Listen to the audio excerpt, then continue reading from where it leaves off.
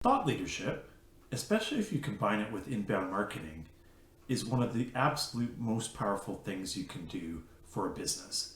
Um, that said, you really have to buy into it and believe it and want to be an educator in your industry and see the long term picture. But it is also one of the channels that, if you do it and stick with it, it will work. I mean, there's some strategy around that, but it absolutely does work. Interestingly, also offline and online, the principles are almost identical. If we go back, a couple of things, I can't believe I saved these from the late 90s, but once upon a time I had a digital print shop that was a horrible industry. Or glad to, at least economically, glad to get out of that. But in terms of growing clients, as an introvert, I really had a hard time going out and doing sales calls. So discovered that I could speak to business groups because I was quite knowledgeable on topics, and then people who were interested would actually approach me. And that is, in a nutshell, inbound marketing. Along, of course, with that powerful thought leadership. You can't really do inbound marketing if you're sharing garbage and nobody likes what you're saying. So you really do need to be a bit of an educator and thought leader. But even looking at the principles back then, check that out for clickbait. Again, it's coming up with things that people will be interested in, and desktop publishing, which is a term that's not really around much anymore, but basically graphics and pre-press production. Making up seven deadly sins about it, at least get somebody's attention. And we did really well with those booklets and that approach back then. Fast forward to my first few years on the web, in terms of doing web marketing in our agency, and moving on to slightly more technical things like white papers on injection molding with thermoplastics, which is basically recycled plastics being used in injection. Recycled wood and plastics being used in injection molding and making parts. That was really my first big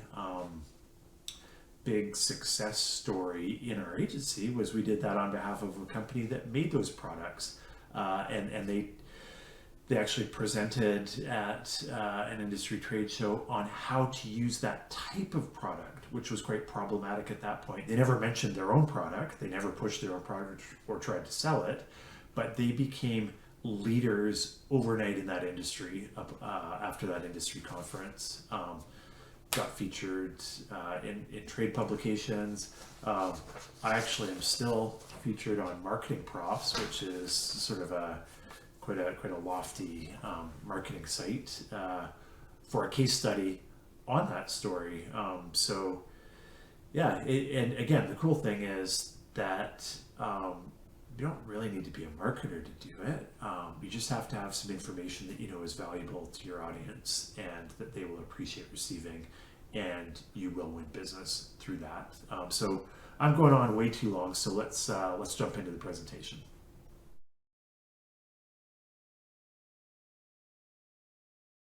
Looking at the marketing theme of thought leadership, it's a really interesting one in that despite how much impact it can have on your business and your career, it's actually quite straightforward. So to jump in and start, there's kind of some quick steps that you need to know. One is identifying a knowledge area that you can become an expert in. And interestingly, that sounds intimidating, but even if you're fairly new in a field, if you narrow things down enough, I pretty much guarantee you can find a valuable area that you can become the expert in terms of studying things online, learning a lot about a different angle on a specific topic. So whether it's specific types of businesses that you might serve, or whether if you're a wellness practitioner and a specific type of injury to help treat, or there's just tons of opportunities there. And I think we'll actually do a bit of a master class on thought leadership down the road as well, that if you really groove on this area, you'll want to watch out for that one. So anyhow, you got to become an expert in the knowledge area. Ideally, you pick a knowledge area where there's not already an incumbent who's known as being the expert and is already educating people in that specific area. at least not in your market. A lot easier if you can avoid having to go head to head with somebody. Also, the knowledge area should be strategically relevant to your service. If I'm a web marketer who's an expert at pool repair, that doesn't really help get marketing clients. Also, it's really important for the knowledge area that you pick that the information that you're going to share with your potential clients holds huge value. That gives them a sense of appreciation. They feel empowered, informed, and possibly most importantly of all, they trust you if you give them information of huge value through your education and thought leadership. And with that kind of being the initial steps to getting going there, interesting to note that an inbound marketing strategy is almost mandatory.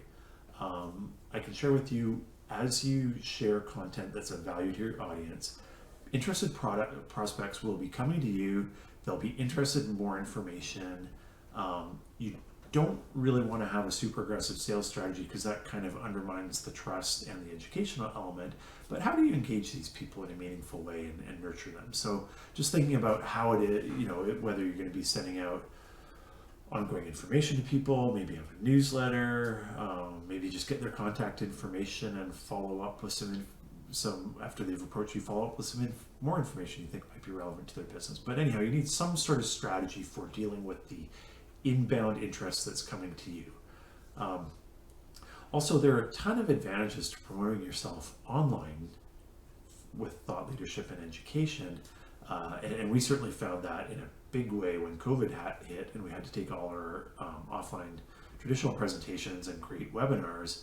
I mean, the scale that you can get to and the ease of reaching people online is huge, but there's no replacement for face-to-face presentations. Right now, I'm looking at my camera, looking at the woman who's presenting. I have no idea if my presentation is resonating with people. Actually, though, I'm lying in that I do have an idea that it's resonating because I have done this presentation offline and I've been able to see people's reactions. And let me tell you, in the era of the smartphone, that's in one sense annoying and rude as hell when people are looking at their smartphone. But that is the absolute barometer when you're face to face of whether you have an audience's energy and interest, whether they're paying attention. Basically, if people aren't looking at their smartphone and are reacting, you're doing great. If everybody's looking at their smartphone, time to spice it up. And again, you just can't duplicate that in an online environment. So absolutely recommend starting offline, or if you've already started online, do some offline stuff. So the complete ecosystem around being thought leader is, as I mentioned, there's seminars, there's webinars. Once you get known a little bit, you can do guest speaking for groups, at events, at conferences. You can do guest lecturing at schools, colleges, and universities. I've done a ton of that myself. You don't actually get a ton of business out of that, but you do get a lot of awareness and credibility and recognition as a guest lecturer. You can do blog posts, you can do videos like these ones, you can do podcasts, you'll do social posts where you can share information and educate, but usually it's the social posts are related and referring to one of the larger pieces, but tons of strategies there. Yeah, really no end of ways to do it depending on what you're good at and where your personal preferences are. If you like to talk, do a podcast. If you don't like writing, videos are great. If you love to write, blog posts are good. And I can attest that you can get at least competent at most of those if you're not a natural. So don't be intimidated by that. So looking at the essentials, the first off, we've covered this a little bit already, but first off, be audience centric. Make sure your information is valuable to your audience. Make sure they understand it. In doing this, you want to find the pain points and the biggest opportunities of your audience, and then teach them how to address those pain points or opportunities. You want to be strategic, but you want to have integrity. And I see lots of bad examples of, and not to pick on our American viewers, but for it being Canadian, we're a little more laid back, a little less aggressive on the sales thing. And what I'll say though is you can't sell and educate at the same time. You can be strategic in your education so that you're educating people to enable a sale down the road, but turning a case study or a presentation into a kind of a thinly veiled sales pitch, bad, and it does compromise the educational element. You can win a bit of business that way, but it will stunt your growth as a thought leader. You won't get invited to conferences, for instance, and you won't get to speak to groups, because once people realize, oh, they're just doing a sales pitch, you lose your credibility and they don't want you. So it'll cost you a lot of opportunities, even if it does get a couple short-term sales. Don't be afraid to start small with this. Just start. In the very early days, I think one of my first gigs was to speaking to an 8th grade local class about business in general. But again, just presenting, doing some presenting, and then growing from there. It doesn't matter how small you start. Once you start, you can get a bit bigger and a bit bigger and a bit bigger, and in no time you can actually be speaking to quite large audiences. Also, again, with this, keep in mind success is a near certainty if you see this through and are strategic about it.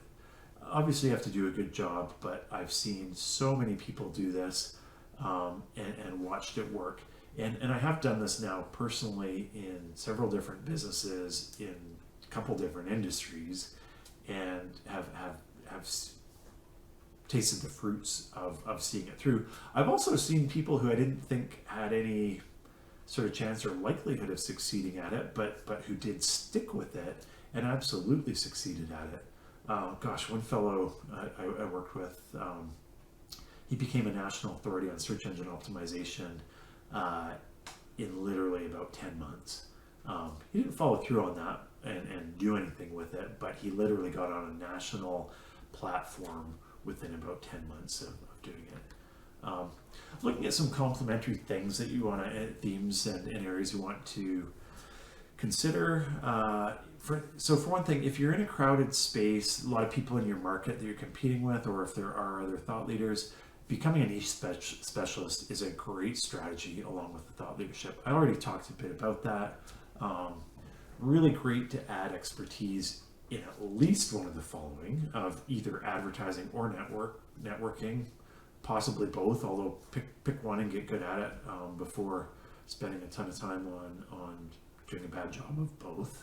You want to, excellence builds on excellence. So again, don't bite off more than you can chew, but advertising can really help get the word out, and there's just a ton of opportunities with social media advertising, interest-based advertising, to find the exact type of people who are interested in your service. And interestingly, especially with social media advertising, like, people will buy from search advertising.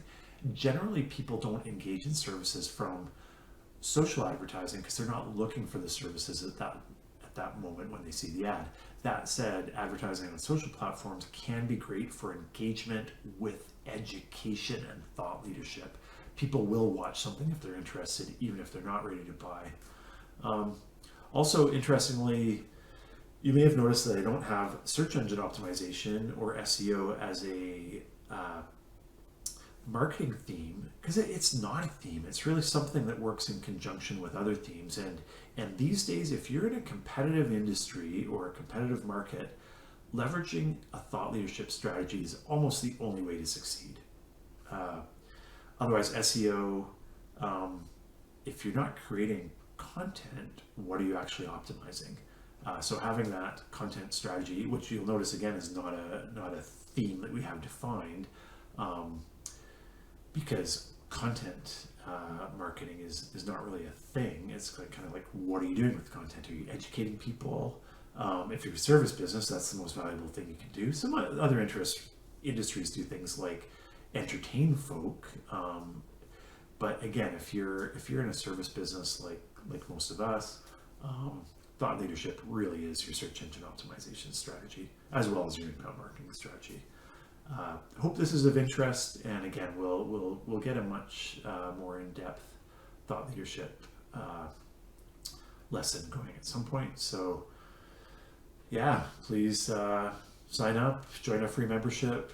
You'll get the newsletter and you'll get the announcement when it comes out. Otherwise, hopefully you enjoyed this and are going to carry on watching some of the other themes. Thanks a lot.